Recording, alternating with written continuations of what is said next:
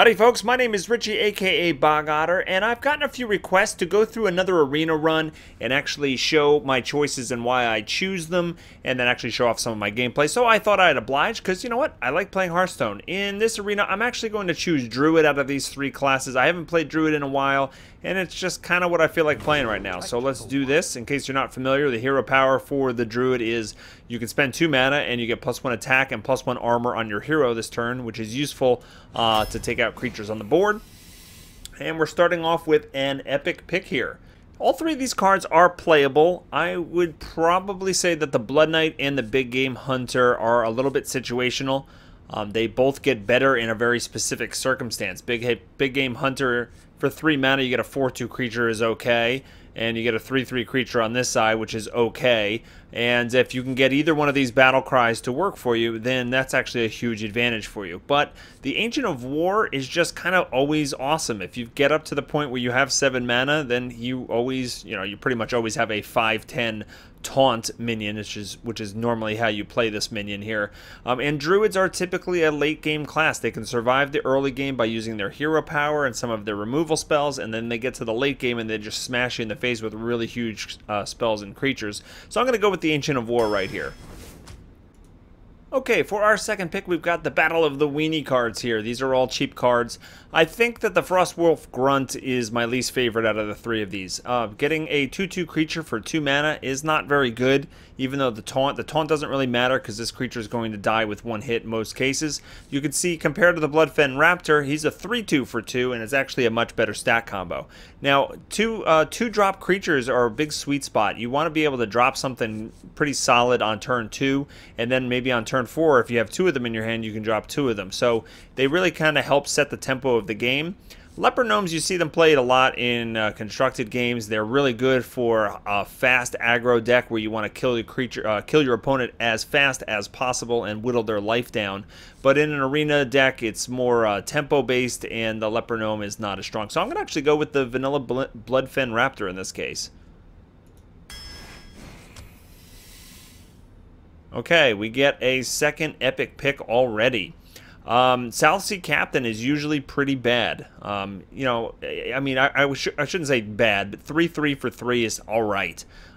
Typically, you're not going to have a bunch of pirates, so this is not going to factor in. In arenas, typically, you don't want to do cards that are conditional on getting other cards. So this would assume that I would have a lot of pirates in the deck, and I can't, predict that I'm going to have pirates in this deck because I'm picking cards randomly. So I would not generally pick the South Sea Captain.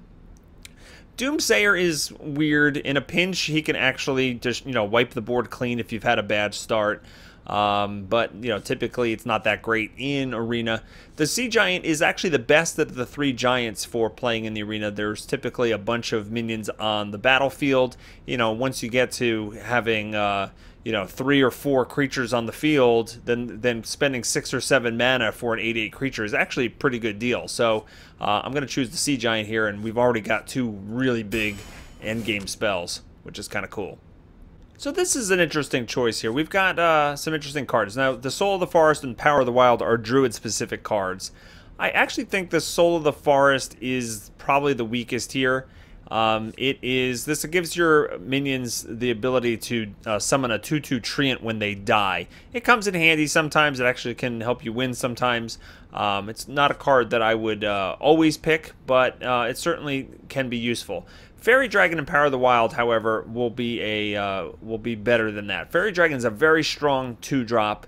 I love the fact that it's a 3/2 creature, just like my Bloodfen Raptor, but in addition, for the same mana cost, it also can't be targeted by spells or hero powers. So it can't be, hit by a Frostbolt from a pesky Mage and different things like that. But I think the Power of the Wild, it gives you a little bit more utility. It can summon me a 3/2 Panther for 2 mana, which is perfectly fine. It's the same as my Bloodfen Raptor. But in a pinch, maybe late game, when I don't really need a 3/2 creature, I can actually give all of my minions on the board +1/+1 permanently by using the Power of the Wild. So I'm going to choose this just to give me some added flexibility.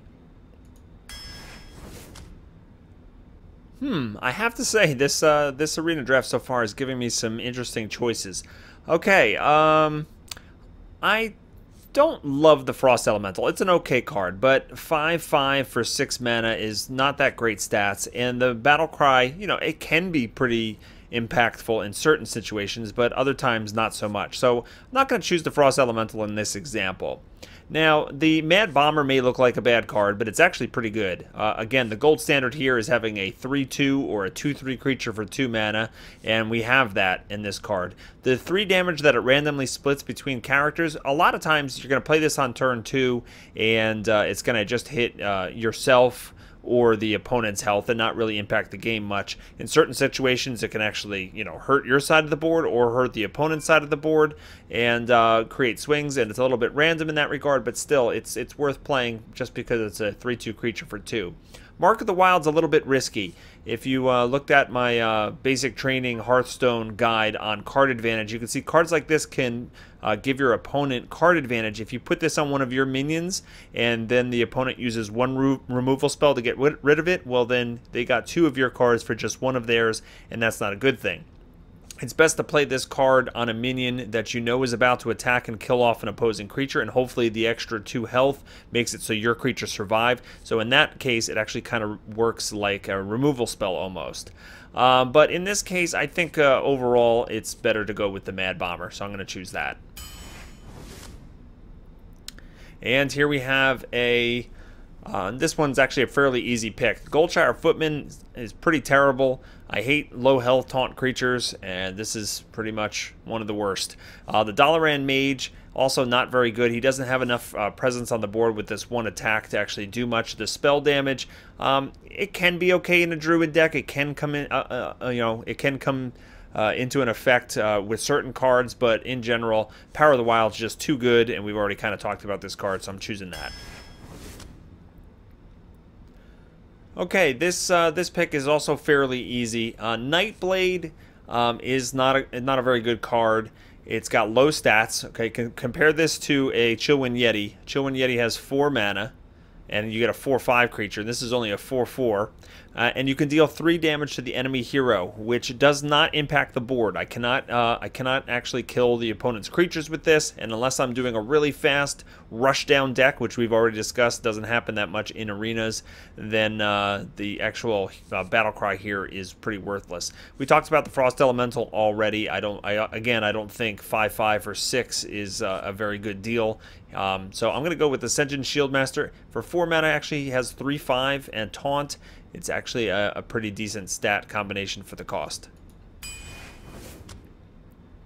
Okay, this is also a fairly easy pick. I like the Scarlet Crusader. A 3/1 with Divine Shield is a pretty good card. A lot of times you can get kill 2 creatures with 1 Scarlet Crusader.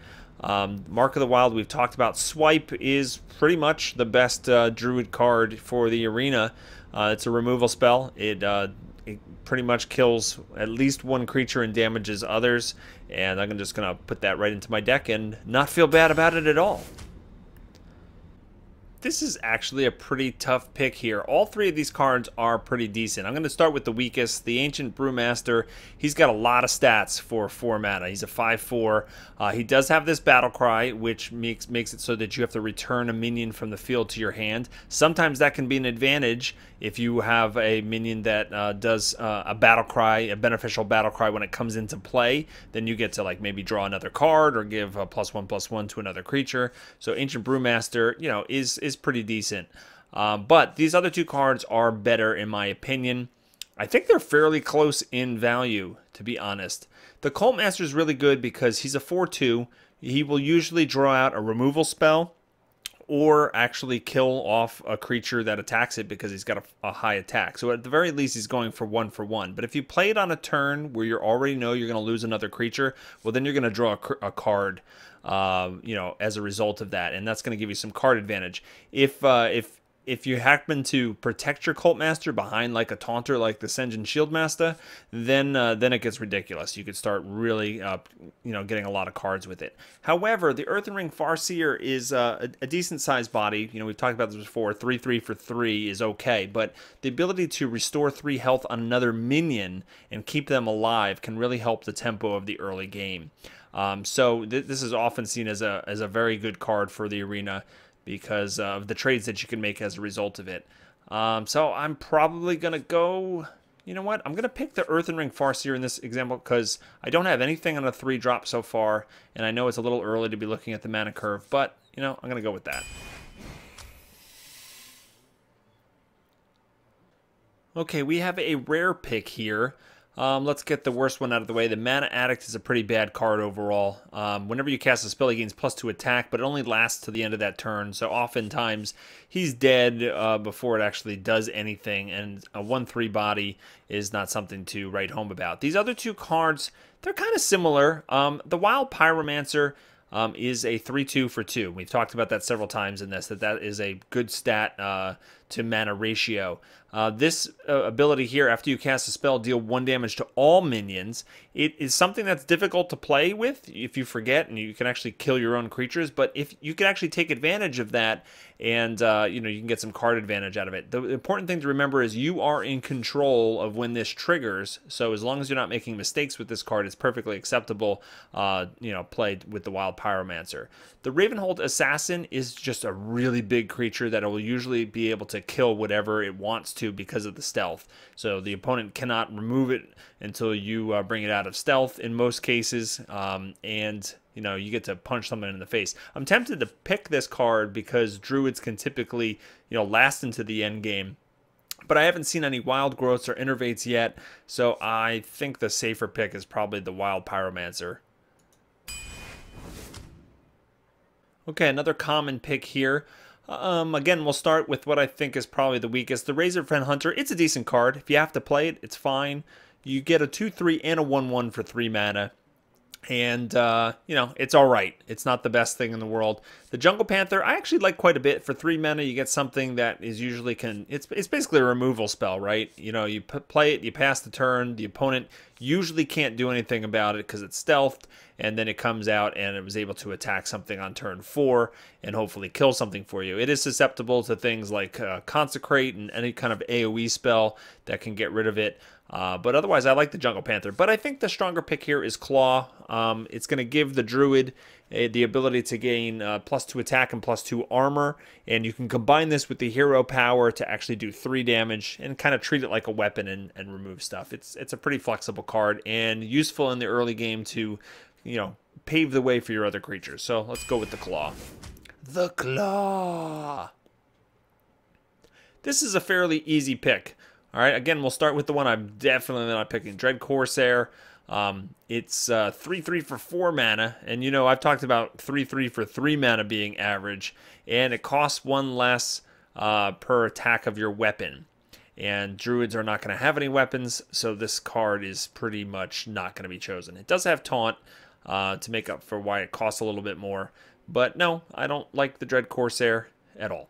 So Flesh-Eating Ghoul, he's actually pretty good. He's if you play him well, if you play him on a turn where you know your other creatures are going to die, then he can get pretty beefy for just a 3 mana cost creature. But the Boulder Fist Ogre, he's just got so much stats for his cost. For 6 mana, he's a 6/7 creature, and yeah, it's really hard to beat it. He's just like the Chillwind Yeti's bigger brother, and I love him, so I choose him. This is a really easy pick. Goldshire Footman, we talked about. He stinks. Razorfen Hunter is and Wrath is just a really good removal spell. I can choose to do 1 damage and draw a card, or I can do 3 damage to a minion, and I really, really like to have a lot of these in my deck, so Wrath. Another pretty easy pick. Kobold Geomancer, 2/2 for 2 mana. Not loving it. The spell damage, meh. Sometimes it's okay. But otherwise, you know, my other 2 drop creatures are more powerful than the Kobold. Stranglethorn Tiger is perfectly acceptable. 5-drop, 5/5 stealth is pretty good. But Starfire is the card. It's a little expensive. It deals 5 damage, though, and draws a card. So it replaces itself and kills something. So you can get some pretty good card advantage with that. So we choose that.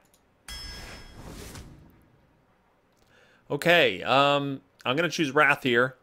You know my thoughts on the Bloodfen Raptor, perfectly acceptable 2-drop, but we have a good number of those already, right? We've got 1, 2, 3, 4, 5 creatures if we want to play on turn 2, so I'm good there. The Raid Leader, he's all right. I mean, I don't love him.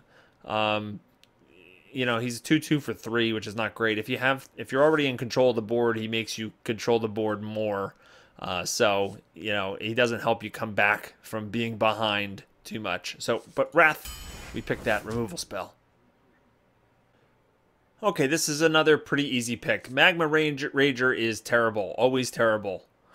I mean, it really, don't play it. You know, you with your luck, you'll get a mage as your opponent, and you'll put this on the board, and she'll ping it for 2 mana and kill it before it does anything. So yeah, Magma Ranger leave off the board. Savage Roar, it's not the best card, but I like having one in a Druid deck. The ability to just surprise all my creatures, including myself, are going to be +2 attack this turn. It's a win condition. It can push you over the edge. It's not great because sometimes you play it and you know, you don't actually get any. You spent a card and you don't actually kill something.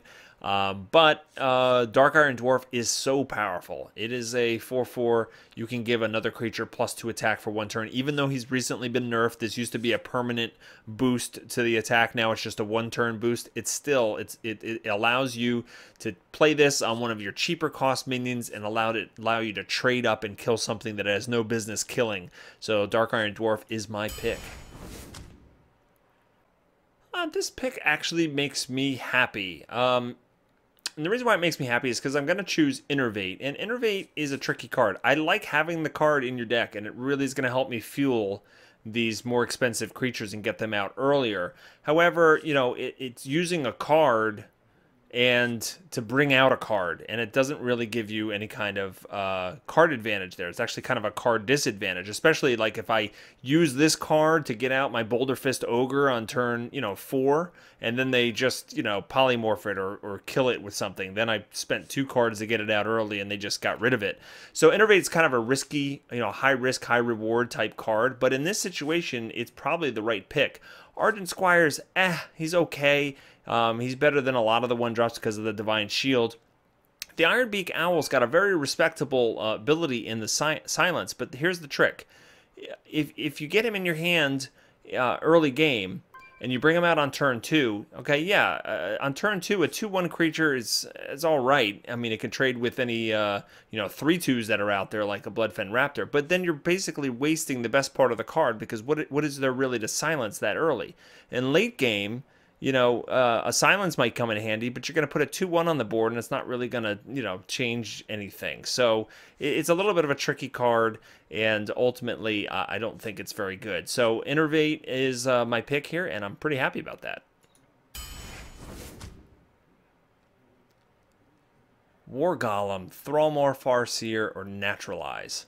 I've been talking so much in this video about card advantage. Naturalize gives your opponent instant card advantage. Yeah, you destroy one of their minions, but you're giving him 2 cards, and you're using one of your cards to do so. So Naturalize is not a very good card to play. Now, I understand that it can sometimes feel good to have in your hand, and oh, I have some security against, you know, a really big creature, or if they play Ragnaros, you know, I might not have any other option, but this is not a card you typically want in your deck in an arena.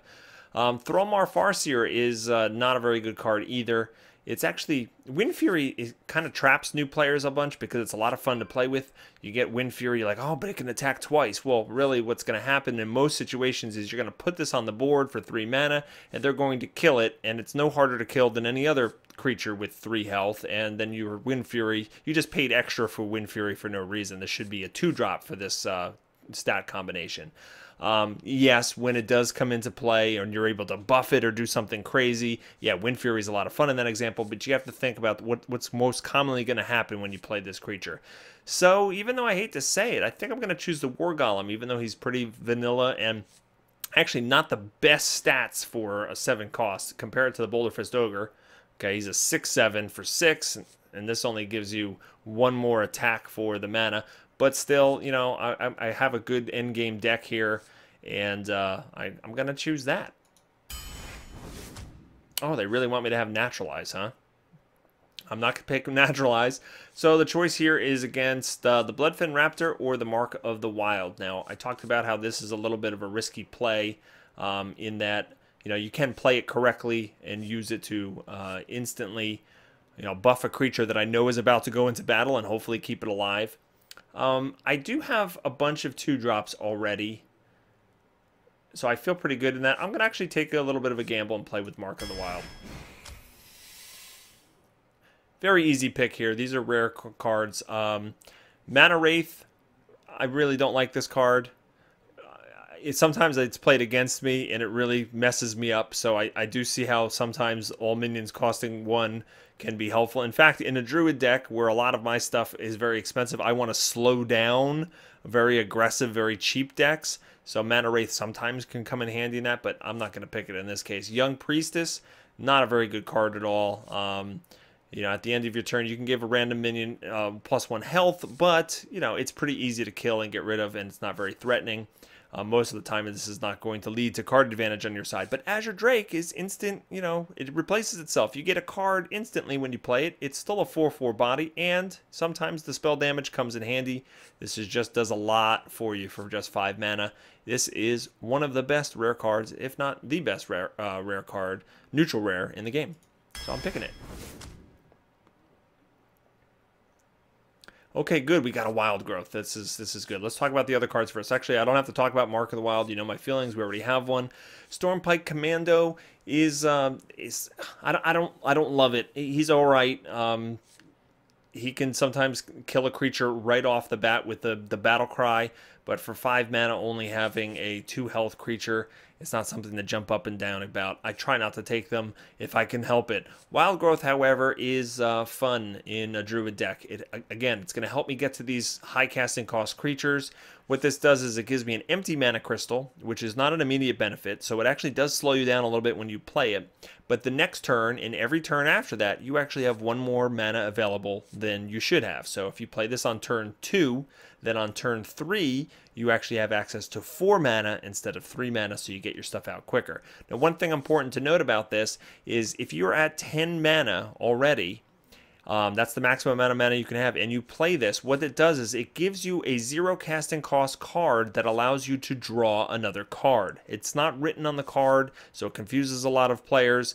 But yeah, you actually, if you make it to like turn 6 or turn 7 and you haven't played Wild Growth yet, then just keep it in your hand and use it to once you hit 10 mana, and then you'll get a card out of it. So that's pretty cool. But I'm going to choose Wild Growth. Okay, we've talked about Thrallmar, Farseer already. I think both of these cards are better than him. Savage Roar, I like having one in my deck. I already have 2 Wraths, but I still think I need to go for Wrath here. It is just such a powerful card, and we need that kind of removal in the deck. So 3 Wraths. Oh, wow, the removal keeps coming. Okay, let's talk about the Young Dragonhawk. I hate the Thrallmar Farseer with Wind Fury.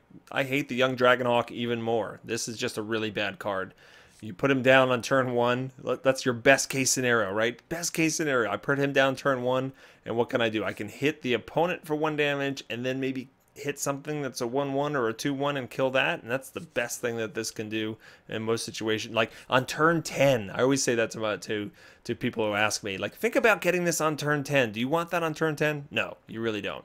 So Swipe is just, I guess, yeah, I said this before, this is the best Druid card, period. You take Swipe. Another fun pick here. Okay, we've talked about the Dread's Corsair. We've talked about Sen'jin Shieldmaster. Let's talk about the Ironbark Protector. This is a Druid-only spell, 8/8 Taunt for 8 mana. So good. He's so beefy. When this comes out, your opponent just groans because they know they're most likely going to have to spend multiple cards to get rid of it. And yeah, I know our mana cost is getting a little high here, but this is the best card. Let's take it. This is a good problem to have. All 3 of these cards are great. All right, let's talk about the one I'm definitely not picking. That's the Imp Master. I like the Imp Master a lot. I really do. It doesn't look all that threatening when you put it on the board because it's only got a 1 attack, but every round you're going to be summoning a 1/1 Imp, and you can buff them, and you can do all kinds of things with them. And the Imp Master for 3 mana, he just does a lot, or she just does a lot. So, but unfortunately, well, I guess fortunately, these 2 other cards are better. The Nourish spell is expensive, but I can draw 3 cards for 5 mana, which is pretty good. You can also play it to gain 2 mana crystals. Again, that'll help you, you know, get other more expensive spells out early, but most of the time it's played for the cards. But I think I'm going to go with the Keeper of the Grove. This is a 2/4 minion for 4 mana, which is alright, but the ability to either deal 2 damage and kill something outright, or silence a minion and get rid of a big taunt or something, it's a very flexible card, very powerful, so I'm going to choose that guy. Alright, this is a pretty easy pick in my opinion.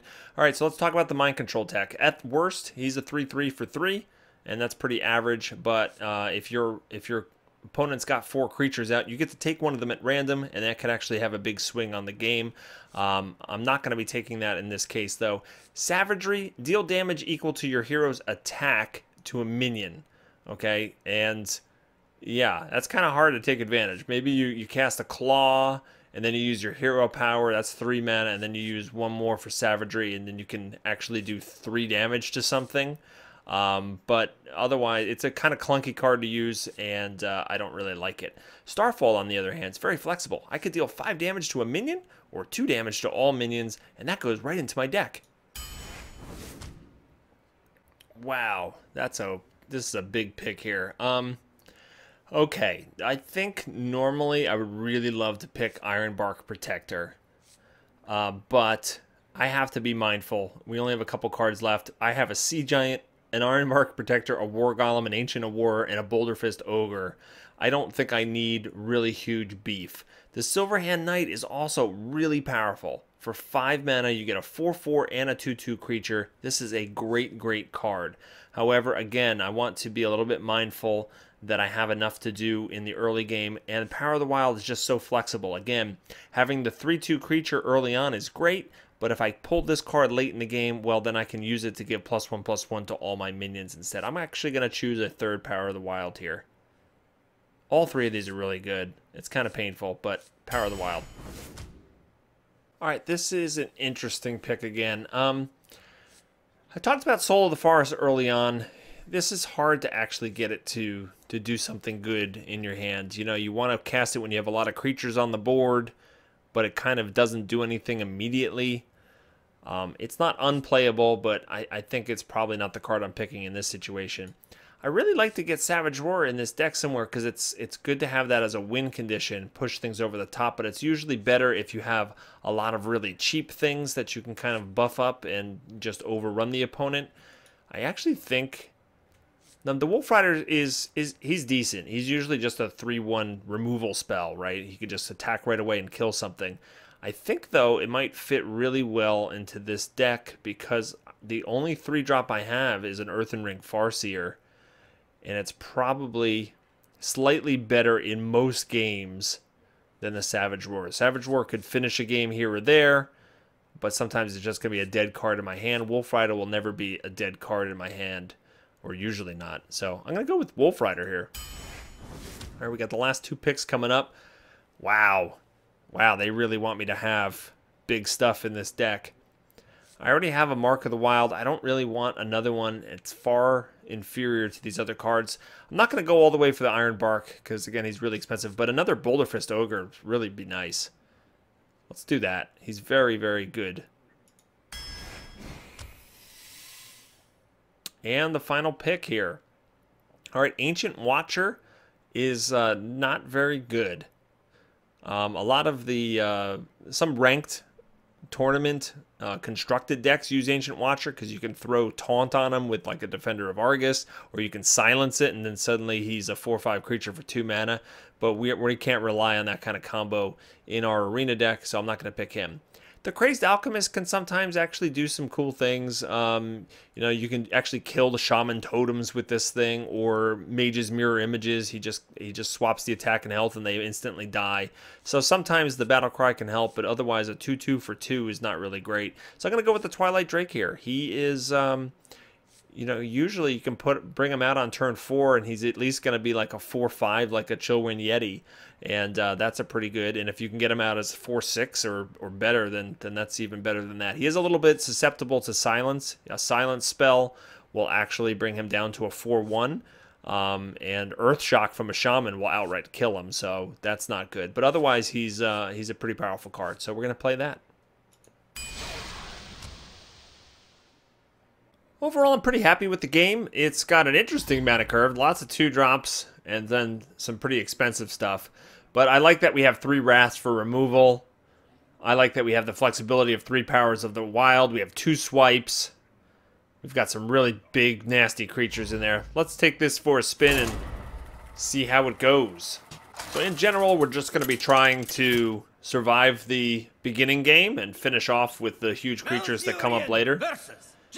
Well, this should be a good test. Mages are I must protect the wild. kind of tricky.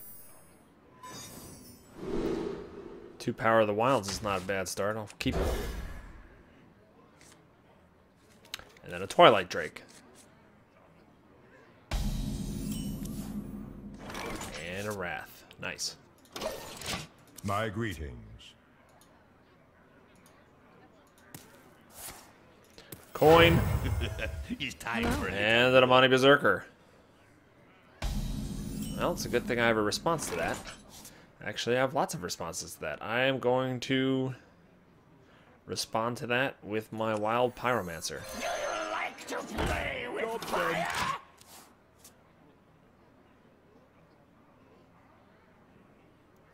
He's highlighting my card. What does this do again? Okay, he's gonna go for the 5 damage. Oh, you got me. You showed me. Well, we'll take that out.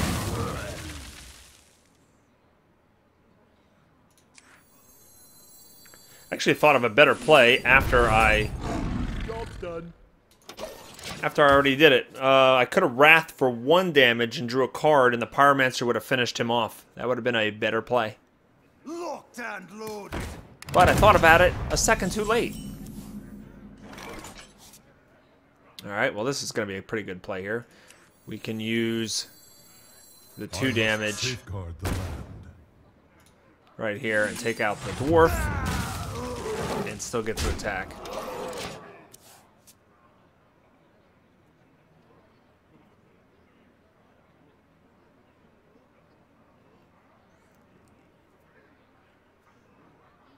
Another play would have been to use the Twilight Drake there when I had 1 more card in my hand. But that wouldn't have fixed up the board as nicely as this.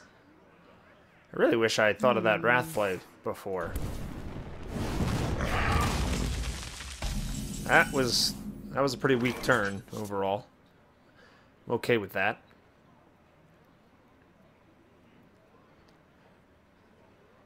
I think it's time to put the Drake out. Nature's wrath. So basically there he was a Chillwind Yeti. 4 mana for a 4/5. It's respectable.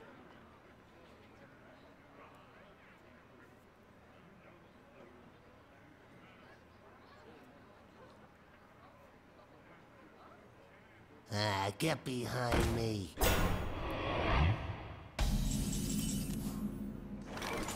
Mad Bomber. Not exactly what I want to see there. So I have a couple choices. I can Dark Iron Dwarf into the Keeper of the Grove and then take out the Taunter. And then I have 2 pretty decent bodies on the board. I could also use this to give me +1/+1 and use the Twilight Drake to kill it.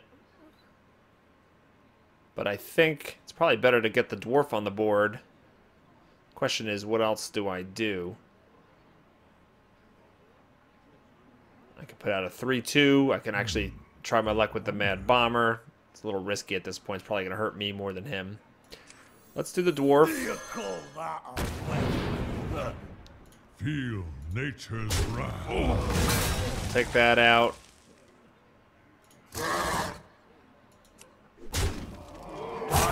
Gotta be a little bit careful. I'm actually just going to use my hero power here. I don't want to set him up to do too much damage with like a Blizzard, which he now has enough mana, or maybe the Flame Strike next turn. So I was thinking about putting the Power of the Wild out for a 3/2 Panther. But let's not fall into any mage traps here.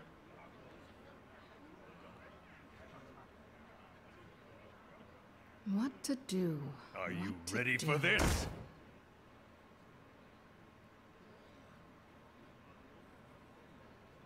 Well, that's a little bad. Don't really like that. Might as well hold on to the wild growth at this point. Don't have a lot of good choices against this. I can hit him for 3. And then take him out with my Drake, I guess, is the best thing I could do there.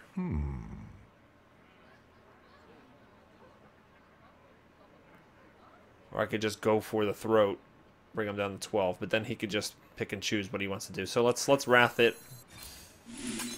3 damage.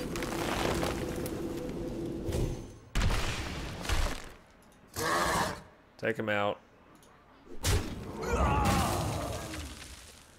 And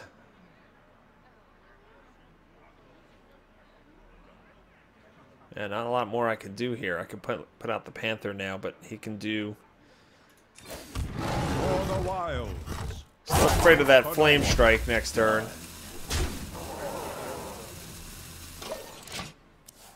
Let's see if he has the Flame Strike, and then we can decide what to play.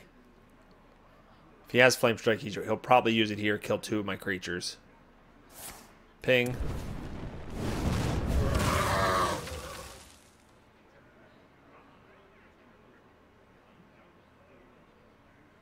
He's got a lot of cards. And unfortunately, I've got pretty much 2 dead cards at this point. Wild Growth will give me a card at turn 10. But Innervate is, unless I get something really big, I'm gonna freeze my guy.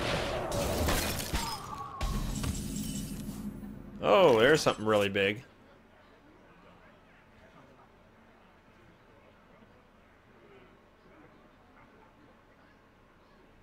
That is really big. All right, let's it's a little risky here. Wanna blow something up? Okay, that worked out well. I like it.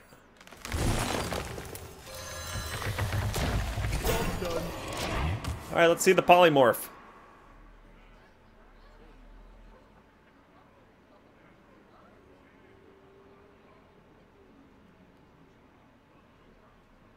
You gonna polymorph my Iron Bark Protector?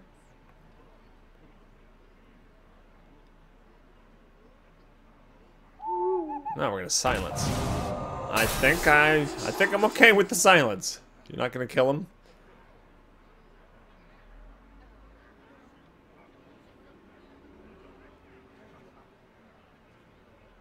Well, he's got to kill something of mine because I've got lethal right now. Now you're gonna fireball, okay?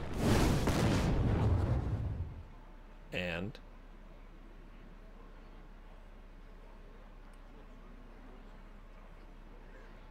what else we got? Shields up. And taunt. That's not a very beefy taunter, especially considering that I can win the game right here.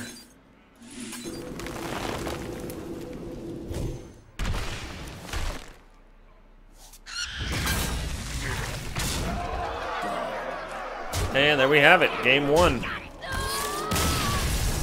In the bag. Well played.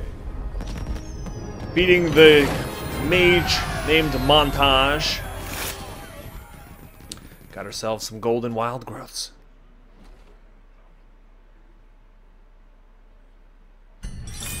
Wanna know? Well, that's going to wrap things up. I hope you enjoyed this very lengthy draft, but at least you're going to get some insight into why I make the decisions I make, and I hope you enjoyed the gameplay as well. Before you go, please hit that like button, and don't forget to subscribe to the channel, and don't forget to check out my basic deck guides for all 9 classes that show you how to make beginner decks using only the basic cards that you unlock for getting level 10 with a class. I hope everybody has a great day, and I'll see you next time. Take care.